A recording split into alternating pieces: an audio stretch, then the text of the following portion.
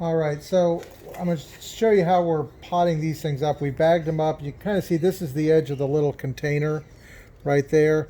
These are obviously pathetically small. I'm amazed that they sent them, but that's what I got. So anyways, we bagged them up to this point. Now we want to submerge this whole bag into a peat bog, but the I've been told that they would prefer a little bit of soil to get started.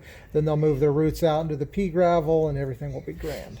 So I want to be able to tuck these things into the pond without having any of this burlap showing and have this green thing, this little green sprig sticking up above. So first thing we do is we're pulling this really tight, almost like you're making a snowball, getting as tight as I can. And then I'm pulling the jute out about an arm's length. We found you can do it with less, but at $3 a barrel for this stuff, it isn't, or $3 a roll, it's not that much. So I'm making a little slip knot right here that I'm going to put over it. And then I suck it up tight. I'm right there at the edge of the soil. So I want to end up without much of the soil showing and being able to come out over the top.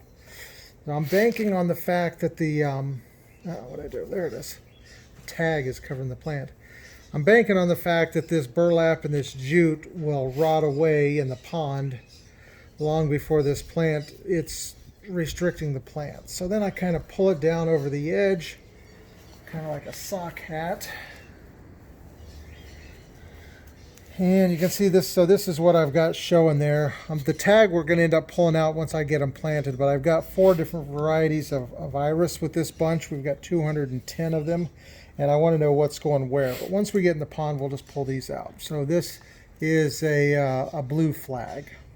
So now I've done that. I've got my string hanging down below. I'm just going to try to catch this little bit of the bag here, wrap it all the way around the bottom, catch that other corner, so that when the guys are planting, the key is when the guys are out there in the water and the sun's reflecting off the water, that they don't have to do anything but pull back some pea gravel and drop this thing in the ground. So I've got a nice X over the top. I'm going to come back across the bottom, and I'm just going to tuck this in, do a couple of loops so it doesn't go anywhere.